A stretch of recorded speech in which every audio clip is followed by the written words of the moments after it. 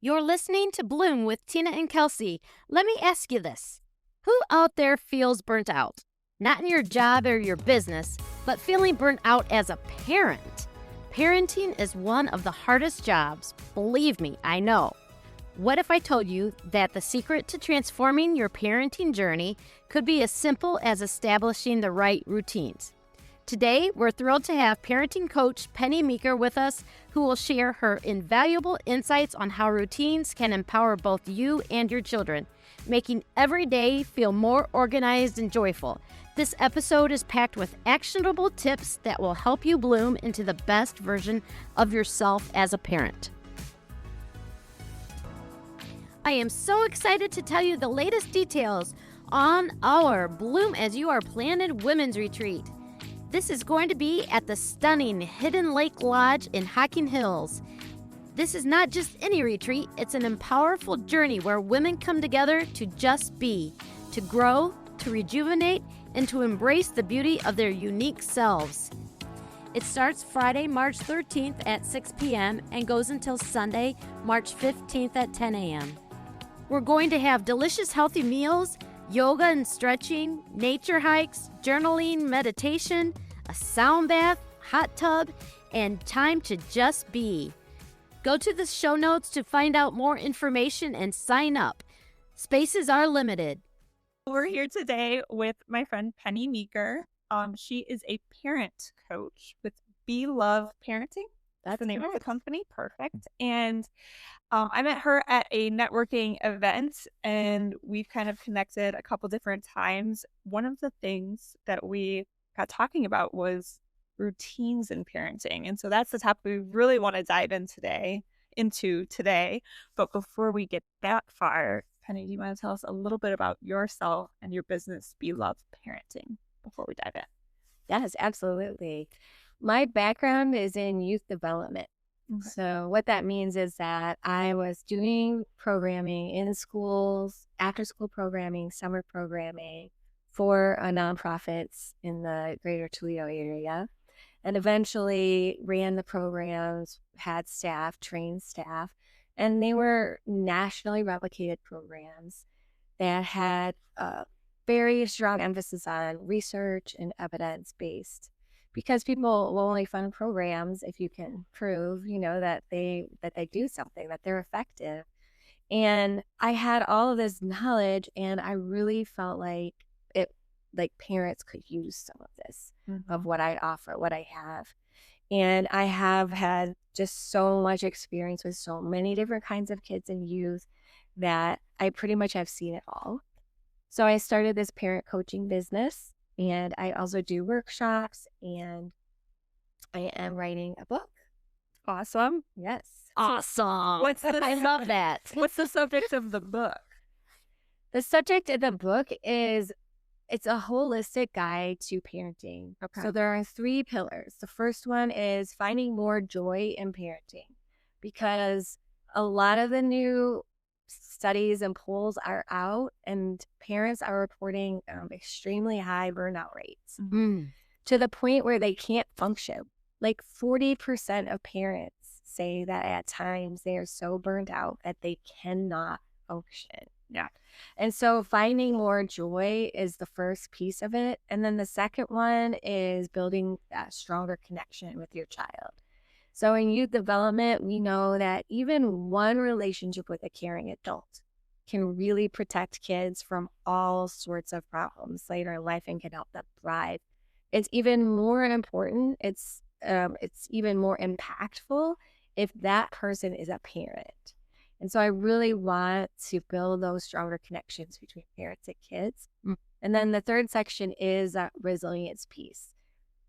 There's actual studies and research done that have put together the building blocks of what it looks like to be a resilient.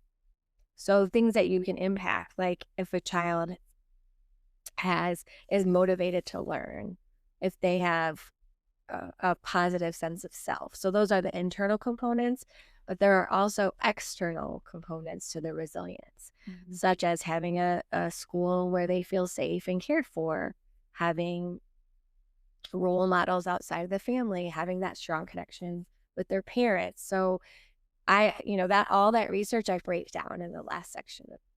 So joy, connection, resilience. Okay, well, you need to let me know when the book's out. I was going to say the same thing. I know. I'm like, I can't wait to read your book. And I can think of a few other people who I might be buying the book for. So. Where were you? Or where were you? What, 20 years ago when your kids were little? When I needed you. Yeah, no, that's so good. I have a lot of people in the grandparenting phase of parenthood because you're always a parent.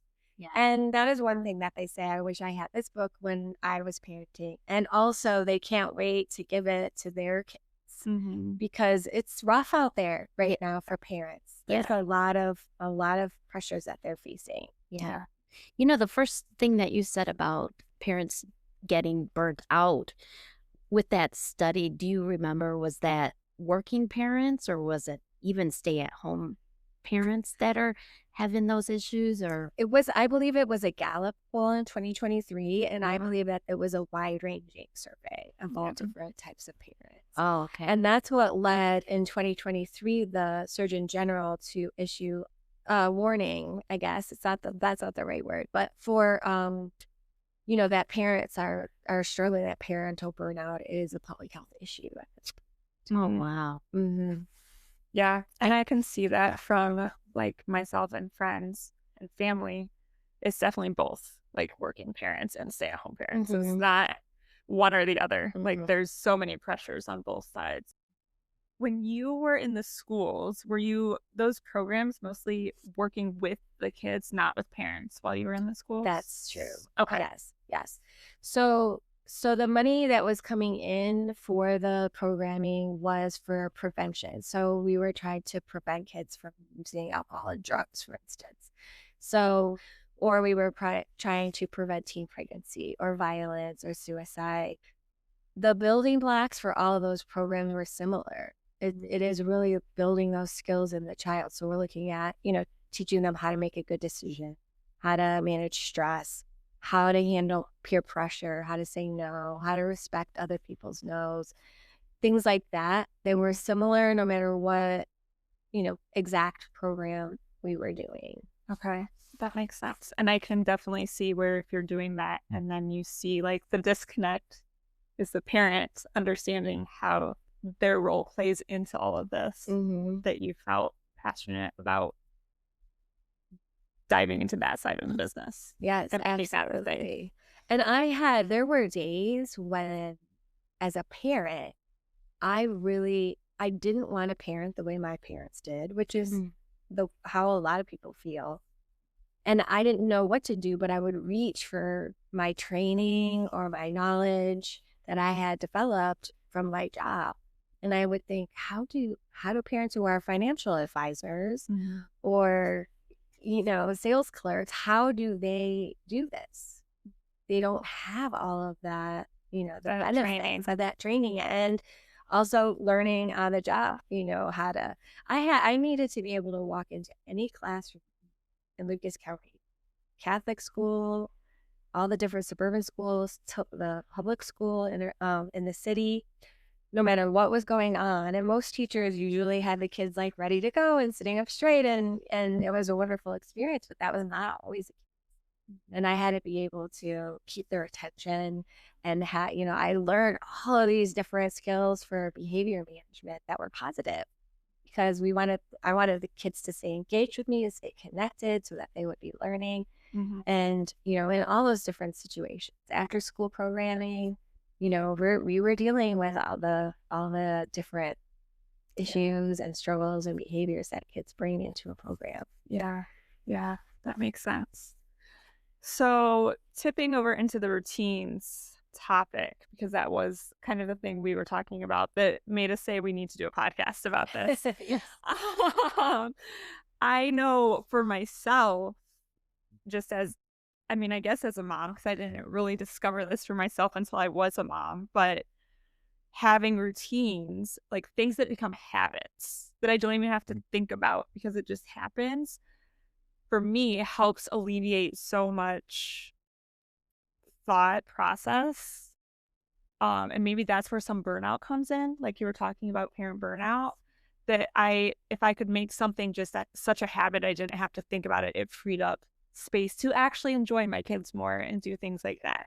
Mhm. So I don't know if that's something you've seen, or um, what's your take on routines and how they help parents in particular? So you take how that helped you, but then you magnify it times a 2 and or a 5-year-old, however many kids you have. You know, if they don't have a set routine, then that can lead to more just chaos, more meltdowns, because the children do better when they know what to expect. And if it's, you know, some of those things that you're doing every day, establishing a routine around it means that there's fewer power struggles. So just in general, it's a lot less stress for the parents. So the stress is part of what's leading to the burnout. So, for example, I worked with a mom in parent coaching, and I'm not going to use her name. I'll use made-up names. I do have her permission to use her for example. She and her husband came to me, and they had a 2-year-old who had very high need for control, and they were so attentive to her. And so Autumn is what we're calling the youngster. She was 3, and she was negotiating with her parents every single thing.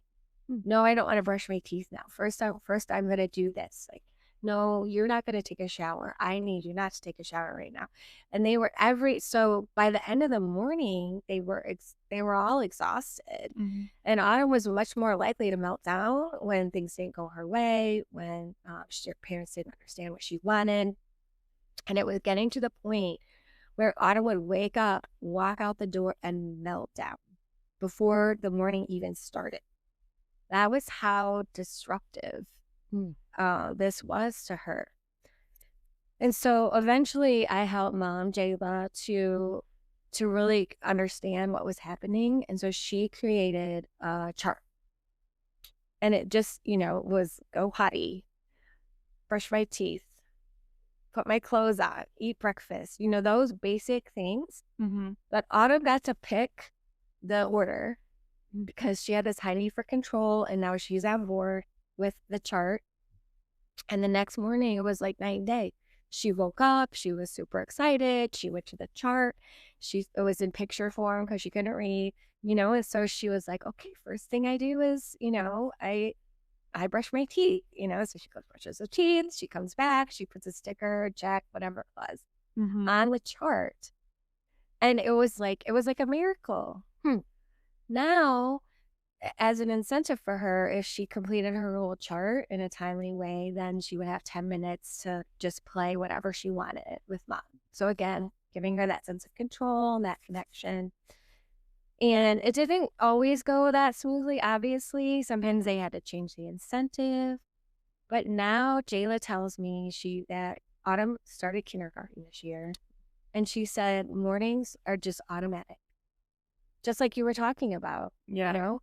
There's no arguments. I don't have to think about it. There's no power struggle. She gets up. She knows exactly what she's supposed to do. They invested that time in at 3, but now they're reaping the benefit of that, of having a smooth morning where everyone's feeling like where they can connect, or Mom can finish her coffee. Yeah. You know, all those things before Autumn gets on the bus and she starts her day out strong that way. Yeah. That's why it seems like an ordinary thing. Why am I spending so much time talking about routines? But I do think that it's missing in a lot of what's out there in terms of parental advice, just those basic. And now you have the healthy habits, right? I brush my teeth every morning. Now my child is 26. Hopefully, as that was their routine their whole childhood, they're still waking up, brushing their teeth. Yeah. Is there any age you recommend to begin something like this? That's such a good question. I'm so glad you asked that. First, I would just like to say that whatever age your child is a good age to start with routines. Okay. But it looks different if you have a baby versus a teenager. Yeah. So, you know, when they're very, very newborn, you're just following what they need. You're feeding them when they need to be fed, and you're letting them sleep to sleep. But eventually you start learning that starts to become a little bit of a pattern.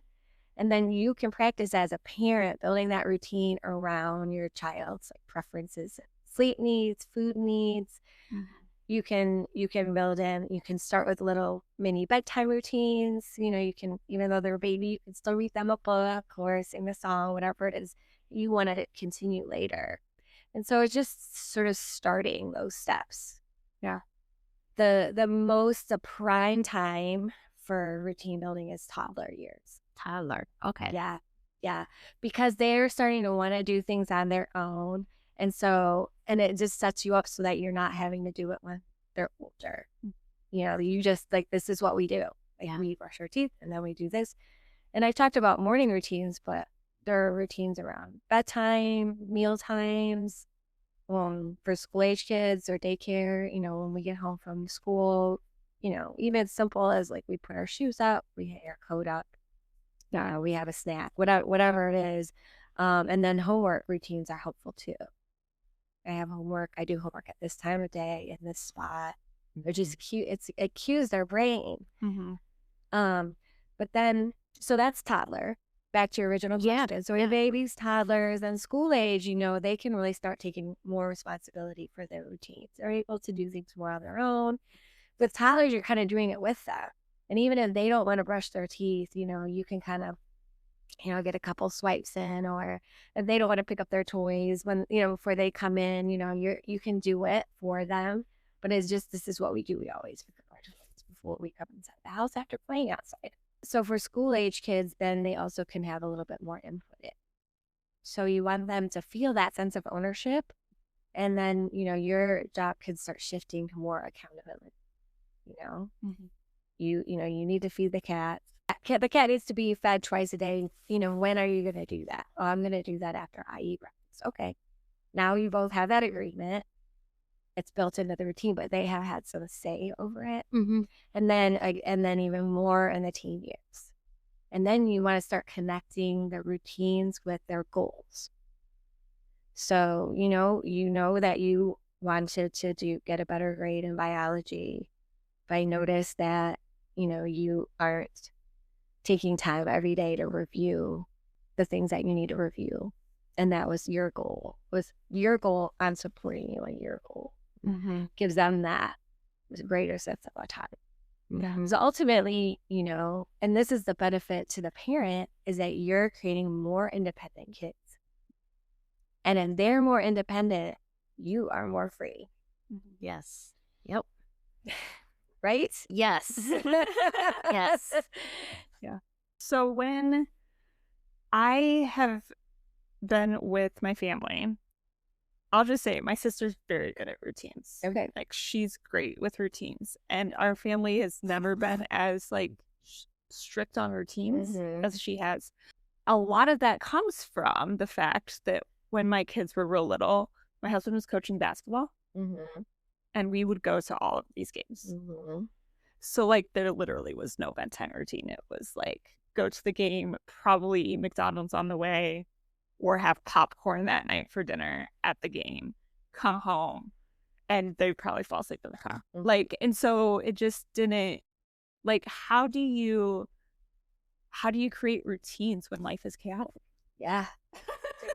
I don't know. Yeah. And, all the parents that they're working second shift, or, they are picking up their kids, from daycare at 10 o'clock at night, or they have to bring them at 4 a.m. And so, so the flexibility in the routine, and a little bit of creativity to set up as much, as you can. I mean, that was their routine. Their routine was we get fast food, we go to dad's game, and then we fall asleep on the way home, and then we go to bed. That may not be the routine that lasts them a lifetime, Right? But it is the routine that you have. Yeah. So when, so then let's say one of your goals as a parent is you want to have some of that, cuddle. You miss maybe that cuddle time when they're awake. A lot of times that happens before bed. So maybe you switch it to the morning, or, if your teenager is so busy that you can't get more than a night or two of a family meal in, that then you say, okay, well, Saturday, Sunday brunch, or so that you're still taking a piece, and putting it in. Yeah. And then I think being flexible is important. Look, you have holidays, vacations, traveling. Basically, in the chapter, it's the second chapter of the book, because that's how important I think routines are to having more joy as a kid. Mm-hmm. I don't exactly say good luck, but just do the best you can. Sickness, all those things demand flexibility. Your child may get more screen time, or they're not eating. All of those things you have to adjust and adapt. Is that answering your question? Kind of, but it also, so sometimes it feels like when you have built such good routines, it becomes harder to, when the routine is thrown off, it's even more chaotic, right? Because they're so used to this, and this, and when this, and this doesn't happen, now they're just way off balance, more so than if not. Than if you didn't have the routine. Yeah. When they're always a little off balance. Yeah. Right. At least you have, like a ground to judge from. And I do think, it's the holidays, you're at grandma's house, at least you still read the book before bed the way that you always do, or you sneak out and take a drive so your kid can grab a nap. I mean, you can kind of put it in, but I do think flexibility is important. So I had a friend, she was I wasn't planning on sharing this story, but I'm going to. I had a friend, and she was very tied to her routine. I don't know that the kids needed it, but so we were, say all at the zoo, we're making lifetime memories. And, and it's going a little long. And so, you have a choice. You could let your kid fall asleep and try to transfer them. You could just let them take a nap in the stroller. Or you could say, well, have fun, but my kid has to have a nap at 1:30 and it's 1:00. And so I need to go home and do that. I will say that when she was diagnosed with breast cancer and before she eventually passed away, that was one of her regrets. That specific thing of having to leave the zoo because of that being so tied to the routine that she missed them. She missed time. She missed that moment. And she wished she had been more flexible. Mm-hmm. And I do think there are these small times when you can test the flexibility. I think preparing them for it is helpful.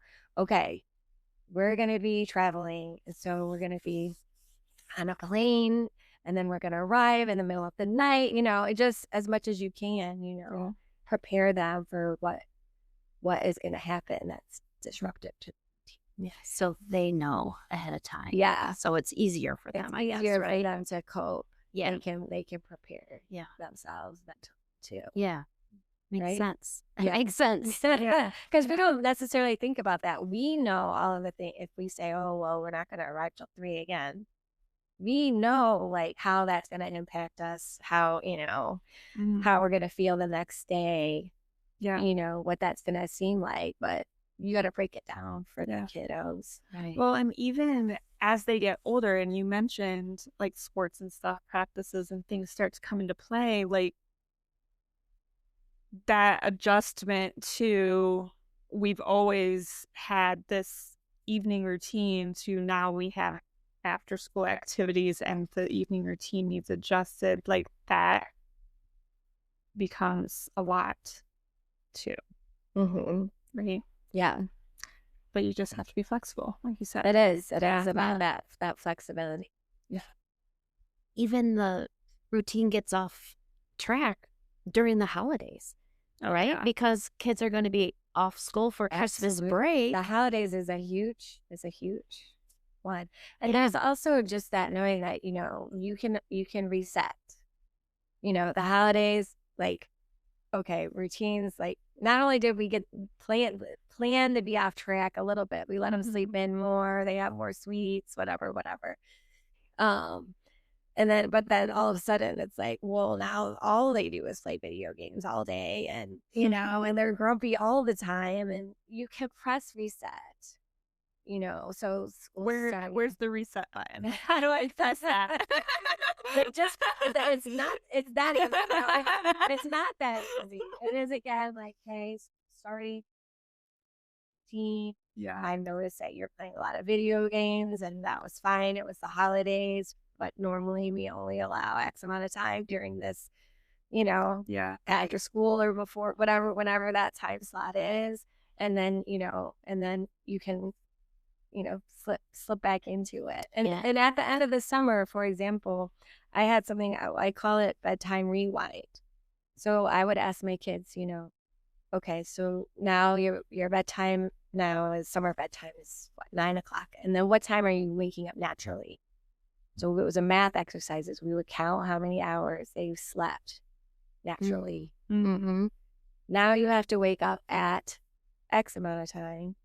So now we're going to count back to see. So if you need 9 hours of sleep, this is when you need to go to bed. Yeah. Almost always worked. They were almost like, okay, I get that. We set the bedtime together, and now they know going in. Yeah. It wasn't just, waking up in the morning and you're supposed to be brushing your teeth right now. You're supposed to be. Mm-hmm. It takes a little more effort and energy. Yeah.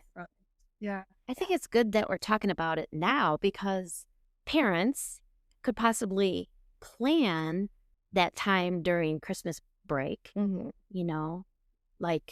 ask the kids, what does your ideal day look like? Yeah. Right? Christmas break. Like, what are the things you want to do? Yeah. What do you want to do? Do you want to go on walks to the park every day? Or do you want to play basketball with your friends? Or, what kind of meals do you want for lunch? Where parents could have that idea. Sometimes we hear, oh, the hardest thing, I think we heard it a lot this weekend, was at a retreat we were at. The hardest thing is figuring out what's for dinner, or, from the one girl. And it's like, it's just an example, of asking the kids, what do you guys want to eat?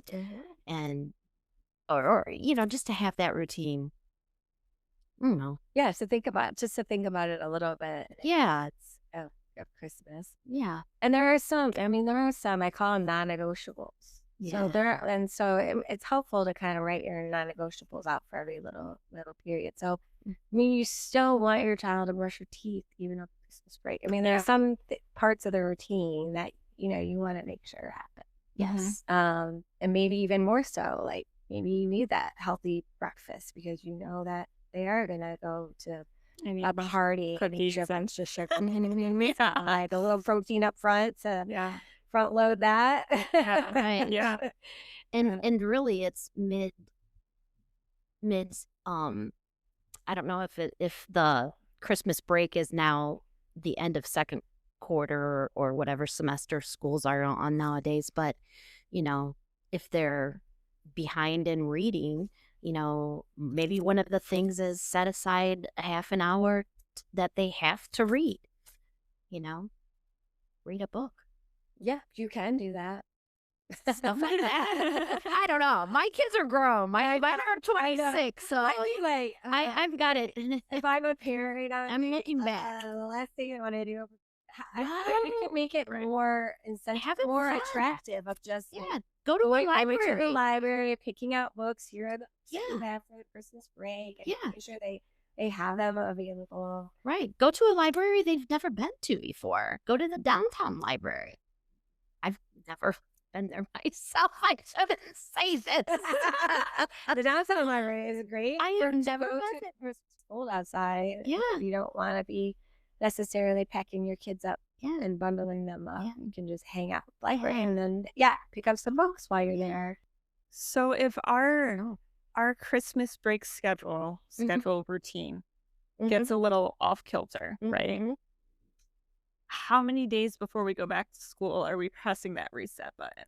Good question. That's a good question. Great question. Actually, you know your kids, and if they need a couple of days to like get into that routine, we're gonna start waking up and going to bed at school time. Or if you got to know your kids, or whether they're like okay, like they're good to go. Like on Sunday, Sunday night, if they start school on Monday, they go back to their regular school bedtime. Yeah. It's also. Oh, sorry. I was just gonna say, I noticed that the school we're at now, quite often, and I don't think it's like this for Christmas break. Maybe it is.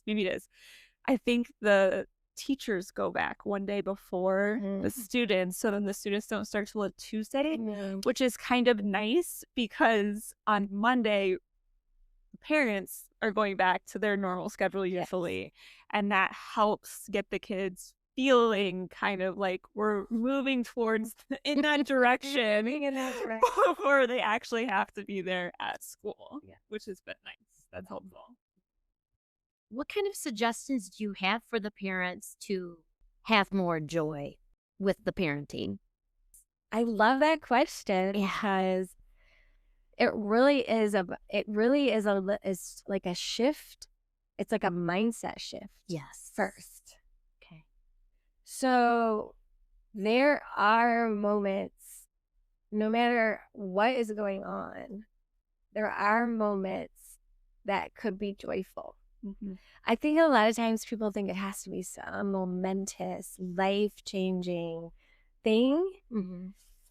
But, and research backs this up. Like people who are happier and are less stressed and less burnt out, it isn't about those big things. It's about taking joy in these small, everyday moments.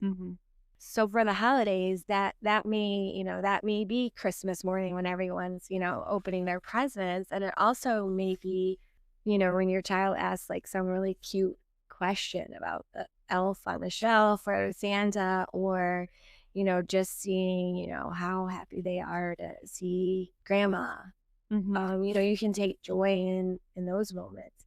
Or, rather than tuning out when you've read that book to your child for the 100 million times, that you just like, that you kind of bring yourself into that moment. Maybe you like smell their hair, or, you just like, just notice how, how they respond if you like use a different voice, or, read it wrong, or, just do something to like bring yourself back to that. So you're not zoning out. Yeah, you're not zoning out or worrying or stressing, but you're there with your child, and there's just a little bit of like kind of breathing in joy. And I just feel like the smallest things. I feel like this was one of the few good things that came from COVID. Was it like gave us the opportunity to see those things and take real joy in those little moments again. That was my experience being home with my family 24/7. Was that we did like just play in the living room and laugh more, and like my kids were very little at the time. The youngest was 1 year old, and they were all just like climbing on John's back, and like he was giving them piggyback rides all the time. And then when the 1 year old tried to join in, like that was just fun. And it was so small, but those were like the key things that we'll all remember from it. Neat. Yeah. So I think when you have your routine down, you have a little bit more room to laugh with them, or ask them how their morning was, or just like notice how grumpy they are in the morning, or whatever it is, And even if everything goes, all chaotic and haywire, as it will some days, so no matter how well you plan, I'm not trying to make us as parents like control freaks, right? I can make everything go perfect because it won't. For kids, you're gonna have days.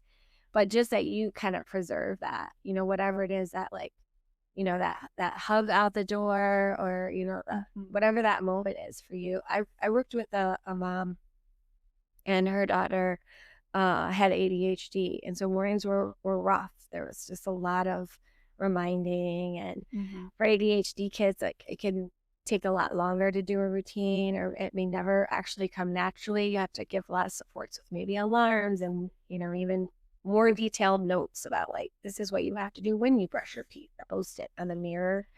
You may have to like go in like deeper to support your child. And so mornings were hard. And from, learning about these small moments of joy and sort of changing your mindset, she decided, she knows what her daughter really loves is a hug. And not just a quick hug, but a hug that lasts as long as her daughter wants it to. So no matter what else is going on, at some point in the morning, that mom takes that moment, which is building that connection and the joy, and just like hugs her daughter. And they just, yes, this is hard. And so That's awesome. yeah. That's so cool. So for moms getting ready to head into Christmas, what's the one thing we should be trying to maintain without losing our routine on? Like, what's the one routine we should try to hold on to through that winter break? Such a good question. For the younger kids, it is whatever that point that you really connect with your child is. So for me and a lot of parents, it is that right before bed. So no matter, no matter what else is going on in the holiday, you still have that like before bed, maybe do that. I think, and helping them ease into sleep. So that way, parents can sleep, the kid gets a good night's sleep. Yeah, I think that's a really good point, because I feel like that's the one thing that when we are not at home, gets tossed out the window. Yeah. And we need to bring that back. So that's a really good point. Yeah, because you can do that anywhere. Look, when I am taking an overnight flight, I pack my toothbrush. I sleep with a retainer.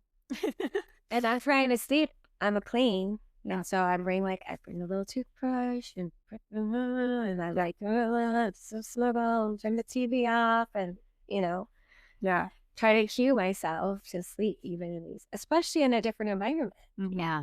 You almost need it more. Yeah, for sure. Well, thank you. That's a lot of good stuff. I love this conversation. It's so helpful. so helpful. I know. So when these parents are listening to this podcast and they say, I need to know more, I need to know exactly when that book comes out, and I need to know how I can work with Penny to figure out where can they find you? That's such a so I have on Facebook, it's Be Love, one word, parenting. Okay. And then I'm on Instagram. I have a website, so they can find me any of those places. And it would be great if parents wanted to connect with me. I have a couple workshops coming up in first part of the year on routines and meltdowns. Meltdown resets. The meltdowns. And you do coaching? And I do private coaching as well. Nice. So that way, sometimes a parent will come to me and they'll be like, I tried all these things and it's not working. And so it's very individualized based on, parents' goals and their individual child's. Yeah. So the group workshops and things are a great place to start. But if you're at a point that you feel like, I really have tried everything I can think of and everything that you're saying, and I need you to help me work through one thing, then they just need to reach out to you and schedule one-on-one coaching, probably. Yes. Or they're tearing their hair out, or, they're realizing like, okay, this all sounds good, but I don't have like the first clue how to go about it started. Our parents are at all different places. It's nice to have you out there, for these parents. Wow. Yeah. The number of times I said we just need, there's no training on parenting. You just literally are expected to know what to do. We go to school for everything else, but nobody taught us how to parent. Yeah. Right?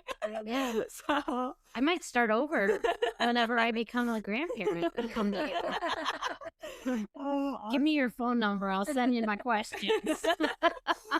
Oh, good. Awesome. Thank you so much, Penny. Thank you.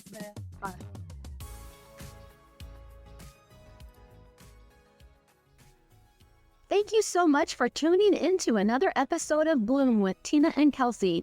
Your support truly means the world to us, and we're so grateful to have you as part of our blossoming community. We hope you enjoyed this week's conversation and found inspiration in our discussions. Don't forget to subscribe so you never miss an episode. And if you love what you hear, please consider leaving us a review. Your feedback helps us grow and reach more listeners like you. Join us next week for another exciting episode filled with insights, laughter, and growth. We can't wait to share it with you. Keep blooming and see you soon.